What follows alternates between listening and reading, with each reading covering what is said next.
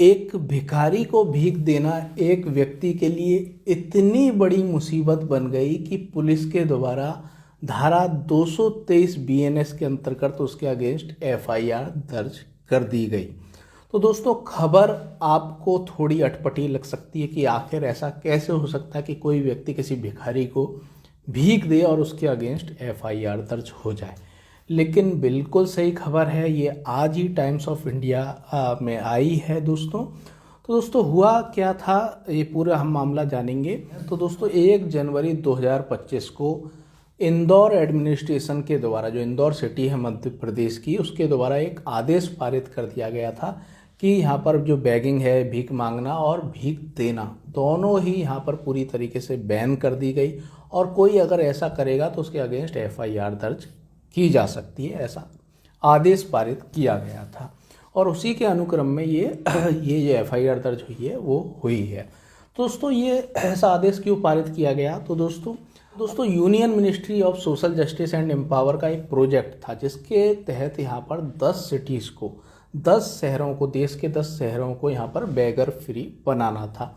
और उसी के अनुक्रम में यहाँ पर जो इंदौर सिटी है, जो सबसे स्वच्छ सिटी इसमें आती है, तो दोस्तों वहाँ के एडमिनिस्ट्रेशन ने, वहाँ के जो डीएम थे, उन्होंने ये आदेश पारित किया था कि जो भी यहाँ पर जो भीख मांगी जाती है और भीख दी जाती है पूरी तरीके से बैन की जाती है और यदि ऐसा किया जाएगा तो एफआईआर भी दर्ज हो सकती है। तो ये आदेश 1 जनवरी 2025 को पारित किया गया था और इसमें ये भी कहा गया था कि आप पाप के भागीदारी ना बने, इस तरीके से आप भीख दे के पाप के भागीदारी ना बने। क्योंकि दोस्तों, हो क्या रहा था, कुछ मामले ऐसे सामने आए थे कि बहुत बड़े गिरोह चल रहे थे, भिखारियों के बहुत बड़े गिरोह चल रहे थे और कुछों की पड़ताल भी हुई तो उन पर बड़े बड़े घर थे, पैसा था और एक महीने में उन्होंने 2-2 लाख, 2.5 लाख रुपए कमाया भीख मांग के। तो दोस्तों, ऐसे यहाँ पर कई सारे मामले आ रहे थे। तो दोस्तों, एक भिखारियों का पूरा गिरोह चल रहा था, बेगर्स का पूरा गिरोह चल रहा था जिसमें कि ज़बरदस्ती लोगों से, यहाँ पर बच्चों से भीख मंगाई जाती थी। तो सबको रोकने के लिए ये पायलट प्रोजेक्ट चलाया गया था दोस्तों।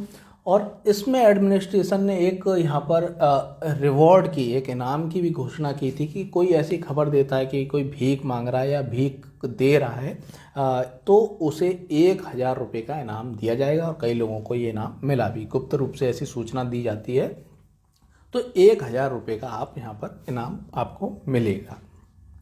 तो दोस्तों, कई लोग इसकी आलोचना भी कर सकते हैं कि कुछ भिखारी वास्तव में उनकी कंडीशन ऐसी होती है कि उन्हें भीख मांगने पे मजबूर होना पड़ता है, तो क्यों ना ऐसे लोगों को भीख दी जाए।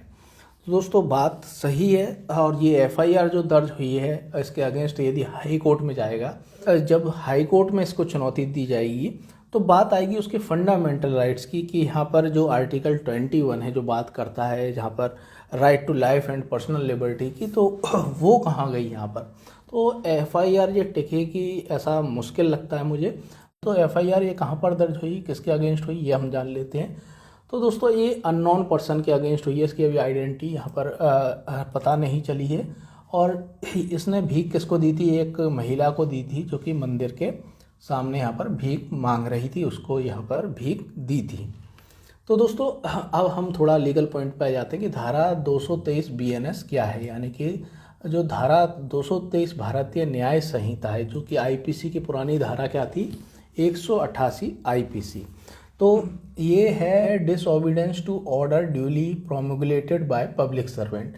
यदि पब्लिक सर्वेंट के द्वारा कोई आदेश पारित किया गया है, जनरल आदेश पारित किए जाते हैं कि 5 से लोग या ज़्यादा इकट्ठे ना हो, इसी तरीके से और भी आदेश पारित किए जाते हैं, जैसे कि यहाँ पर किया गया था एडमिनिस्ट्रेशन के द्वारा कि भीख ना मांगे और ना किसी को भीख दे।